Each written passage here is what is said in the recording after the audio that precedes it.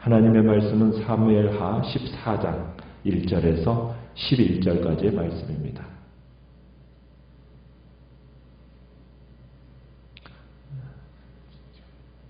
사무엘하 14장 1절에서 11절까지의 말씀입니다.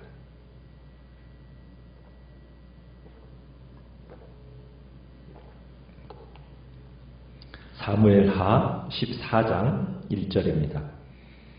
스루야의 아들 요압이 왕의 마음이 압살롬에게로 향하는 줄 알고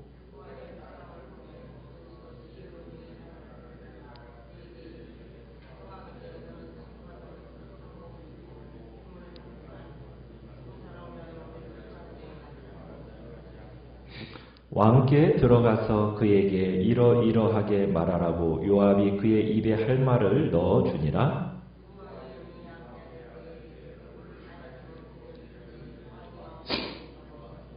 왕이 그에게 이르되 무슨 일이냐 하니라. 대답하되 나는 진정으로 과부니이다. 남편은 죽고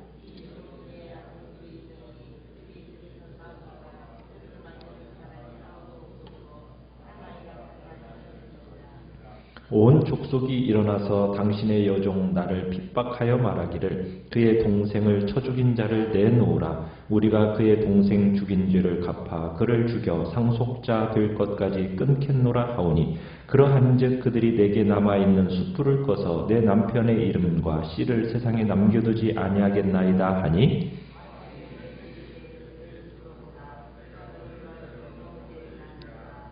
드고와 여인이 왕께 아뢰되 내 주 왕이여 그 죄는 나와 내 아버지의 집으로 돌릴 것이니 왕과 왕위는 허물이 없으리이다.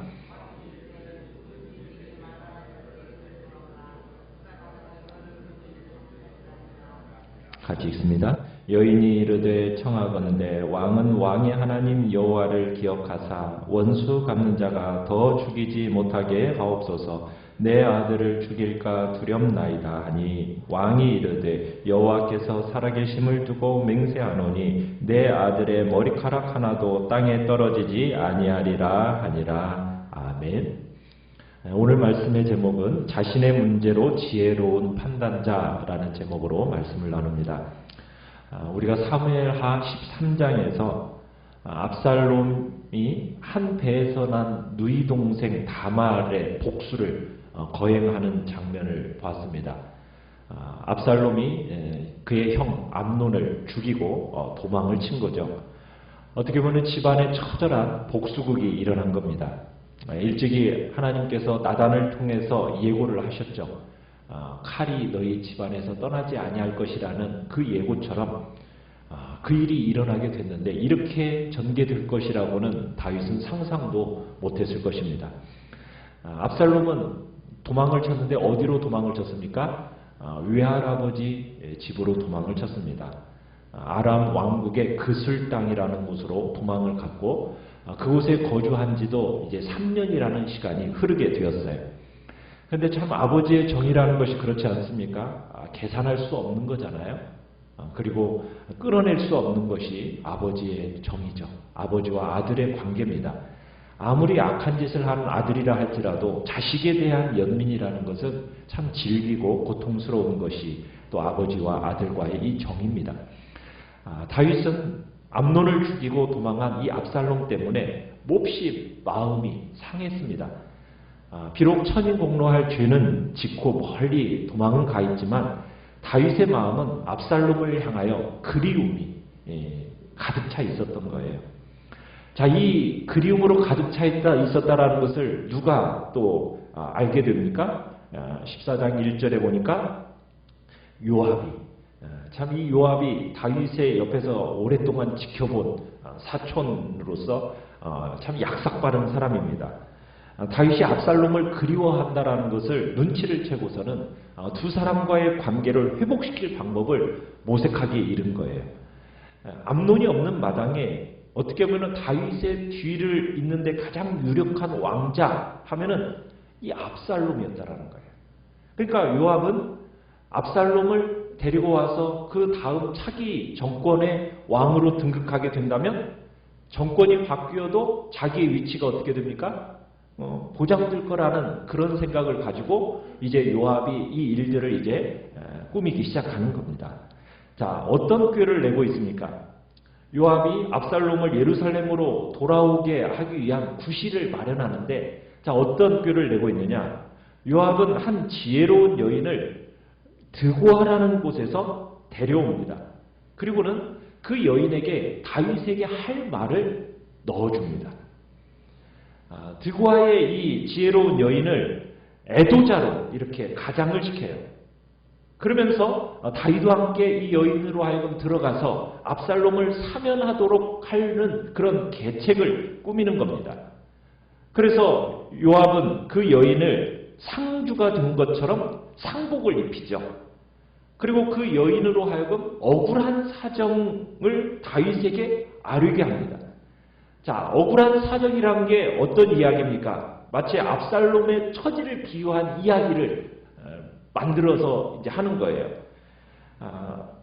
참 요압이 이렇게 다윗을 설득시키는데 사용하라고 준 이 방법이 그 전에 나단이 다윗과 밧세바의 이 관계를 이렇게 설명하는데 사용한 것과 그 비슷한 그런 이야기를 만들어 가지고 이제 다윗에게 이제 넣어주는 겁니다. 그러니까 마치 다윗의 통치하에 있는 지역에서 일어난 것처럼 일들을 꾸며가지고 그로 하여금 이제 다윗으로 하여금 자신의 처지를 깨닫게 하는 그런 방식인 거죠. 그래서 요압으로부터 지시를 받은 이 드고아 여인이 왕 앞에 나아가서 얼굴을 땅에 대고 엎드리면서 이제 이야기를 합니다. 뭐라고 이야기를 합니까? 왕이여 도우소서 하면서 4절에 이제 이야기를 시작을 하는 겁니다. 참 과부의 복장을 하고 또 왕 앞에 요압이 넣어준 이 거짓 이야기를 시작을 하는데 다윗의 동정, 다윗의 애정에 호소하는 내용입니다. 어떤 이야기를 꾸몄습니까? 이 과부에게는 두 아들이 있었다라는 거예요. 그런데 두 아들끼리 싸웠어. 그래서 한 아들이 다른 아들을 어떻게 했습니까? 죽였다라는 거죠. 마치 가인이 아벨을 죽이듯이 들판에서 싸워서 한 아들이 다른 아들을 죽였기 때문에 아무도 말릴 사람이 없었다라는 것을 강조하고 있습니다. 그렇게 사건의 자초지정을 들은 온 마을 사람들이 어떻게 이제 나타났습니까? 이 여인에게 동생을 죽인 그 아들을 내놓으라고 윽박지른 거죠. 그러면서 뭐라고요? 이 마을 사람들이 아예 이 여인의 상속자가 될 아들을 죽여서 상속자를 없애버리겠다. 이렇게 소리 지르는 겁니다. 이 이야기에서 참으로 마을 사람들은 그 여인에게는 관심이 없어요. 오직 추상적인 개념 속에서 어떤 정의라는 것에만 관심이 있죠. 이제 그녀에게 남은 아들은 단 한 명이잖아요. 그런데 이 남편으로부터 다른 이 한 아들도 죽으면은 어떻게 되는 겁니까?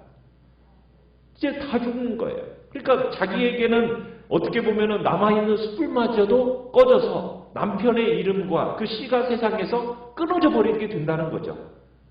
그러니까 여인의 입장에서는 살아있는 아들이 다른 아들을 죽였기 때문에 그나마 살아있는 이 아들마저 잃을 수 없다. 이게 지금 과부의 이야기입니다. 그러니 왕께 이제 강구하는 거예요. 왕께서 좀 명령을 내리셔서 마을 사람들이 이 살아있는 아들에게 손을 못 대도록 좀 조치를 취해 주십시오. 이런 내용을 이제 지금 왕에게 얘기하는 겁니다. 여인의 이 강구 속에는 형제를 죽인 그 아들의 죄가 큰 것이기에 처벌이 마땅하지만 그래도 사랑하는 아들이니 어찌할 수 없다라는 것을 지금 이 이야기 속에는 내포하고 있는 겁니다. 이 이야기는 다윗의 현실을 잘 묘사하고 있잖아요. 그죠? 자신의 아들 압살롬이 암논을 죽였어요.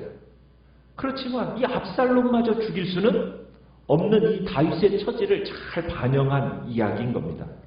형을 죽였다고 압살롬을 처단하고 처단하면 정의는 실현된다고 되겠지만은 다윗은 그나마 있는 그 아들마저도 잃어버려야 하는 참 부모로서는 못할 짓인 거죠. 그래서 다윗은 지금 암논이 다말을 강간했을 때처럼 이번에도 그 어떤 판결도 내릴 수가 없는 겁니다. 그래서 여인은 이 이야기를 통해서 다윗이 처한 상황을 정확하게 묘사하고 있어요. 다윗이 어떤 판결을 내리든지 그 판결은 곧 누구의 판결이 되는 겁니까? 다윗 자신의 판결이 되는 거죠. 개인적인 이권이 개입되지 않은 압살롬에 대한 판결이 되는 겁니다. 자, 여기서 다윗 왕이 뭐라고 이야기를 합니까? 다윗 왕이 8절에 보면은 내 집으로 가라. 내가 너를 위해서 명령을 내리리라. 이렇게 이야기를 합니다. 무슨 반응이냐면 생각해보자라는 반응. 생각해보자. 자, 그러니까 이 여인이 이거 생각해보자라고 하면은 이게 지금 판결이 안 나는 거잖아요. 그러니까 물러나지는 않습니다. 계속 왕과 대화를 진행시켜 나가면서 이 다윗 왕의 마음을 움직이기를 시작하는 거예요. 다윗에게 아주 논리정연하고 차분하게 이야기해서 형제를 죽인 이 범죄자에게 유리한 판단을 내리게끔 지금 유도를 하는 겁니다. 그러니까 다윗으로 하여금 자신의 문제를 다른 관점에서 평가하도록 현명한 판단을 내려서 압살롬에게 내릴 이 형벌을 포기하도록 지금 얘기를 계속 이어가는 거예요. 그러면서 드고아 여인이 뭐라고 얘기하느냐면 9절에서 그런 얘기를 하는 거예요. 왕께서 남은 아들을 동네 사람들로부터 지켜주신다면 왕과 왕위에는 허물이 없을 겁니다. 아무런 부담도 짐도 되지 않을 것입니다. 라고 이야기를 덧붙입니다. 그러면서 9절에서 이제 그 얘기인 거예요. 다만 형제 상잔 그리고 살육죄 이건 자신과 자신의 아비 집의 허물로 남게 될 것입니다. 왕과 왕위에는 짐이 되지 않을 것입니다. 하면서 이제 얘기하고 그러면서 이제 10절에서 왕이 이제 뭐라고 이렇게 판결을 내려줍니까? 남은 아들을 죽이겠다고 윽박지르는 사람들을 징벌하겠다고 말을 해줍니다. 그러니까 이제 내가 다시는 내 아들을 건드리지 못하도록 그러면서 이제 남아있는 아들, 자신의 아들을 보호해달라는 이 요청에 다윗이 그렇게 하겠다라는 판결을 내리게 되는 거예요. 그래서 어떻게 보면 이 이야기를 듣고서는 다윗의 마음속에도 이 과부의 연민의 정을 느끼면서 의분을 느낀 나머지 아무 생각 없이 이 여인을 도와주겠다고 맹세를 한 거죠. 11절에 끝에 보면 이렇게 맹세를 하고 있죠. 여호와께서 살아계심을 두고 맹세하노니 내 아들의 머리카락 하나도 땅에 떨어지지 아니하리라. 아들의 머리카락 하나라도 떨어지지 않게 하겠다라고 약속한 겁니다. 자, 이 이야기는 결국 누구의 이야기예요? 다윗과 압살롬의 이야기입니다. 아직 이 이야기에 대해서 다윗이 눈치채지를 못했어요.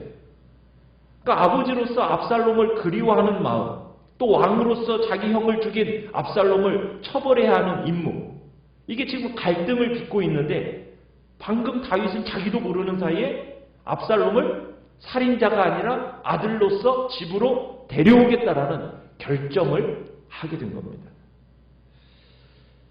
참 우리는 이 이야기를 통해서 다윗이 왕으로서 일을 주도하고 중재하는 어떻게 보면은 그런 자리에 서 있는데 참 주도적인 입장에 서 있지를 못해요. 어떻게 보면은 지금 부하 요압이 이야기를 꾸며서 지금 결국에는 다윗으로 하여금 이런 판단을 내리게끔 하도록 요압이 집어넣은 말에 그대로 걸려 넘어진 다윗의 모습을 보게 되는 겁니다. 그러니까 다윗은 지금 자기와 자신의 가정의 문제에 대해서는 객관적인 판단력을 잃어버린 거예요. 다른 사람을 통해서만 문제를 들여다볼 수 있게 된 겁니다. 자기 스스로가 그 문제들을 해결할 수 없는 어떤 나약한 모습을 우리는 이 장면에서 보게 되는 거예요. 참 왕의 위치로서 다른 사람을 상담하고 다른 사람에게 조언을 해주고 참 그러는데 정작 자신의 문제에 대해서는 뭐가 문제인지조차 모르는 어떻게 보면은 참 안타까운 모습이 다윗의 모습으로 지금 전락되어 있다라는 것이 참 이 본문 속에서 나타나는 모습이에요. 다른 사람에게는 지혜로운 판단자라고 인정받을지 모르지만 자신의 문제에 있어서는 지혜로운 판단자로 서지 못하는 참 안타까운 모습이 이게 지금 다윗의 모습인 거죠. 우리는 우리의 삶의 모습을 정말 정확하고 객관적으로 바라볼 수 있는 눈과 또 하나님의 그 지혜를 우리에게 달라고 우리는 기도해야 됩니다. 다른 사람의 문제에 대해서는 굉장히 정확하게 얘기하는데 자신의 문제에 대해서는 하나님 어떻게 보면은 제대로 파악하지 못하는 그런 자리에 우리가 쉽게 떨어질 수 있다는 거예요. 그래서 우리는 하나님의 말씀을 통해서 참으로 다른 사람을 판단하고 다른 사람을 어떻게 보면 정확하게 조언하는 그런 자리에 있기 이전에 먼저 나 자신을 돌아보면서 하나님의 말씀 가운데 하나님의 말씀이 어떻게 내 삶에 인도되어져야 되는지 주님 앞에 기도하면서 늘 우리 자신을 먼저 돌아보는 복된 자리 우리가 있기를 간절히 바랍니다. 말씀을 생각하면서 기도하시고 하면서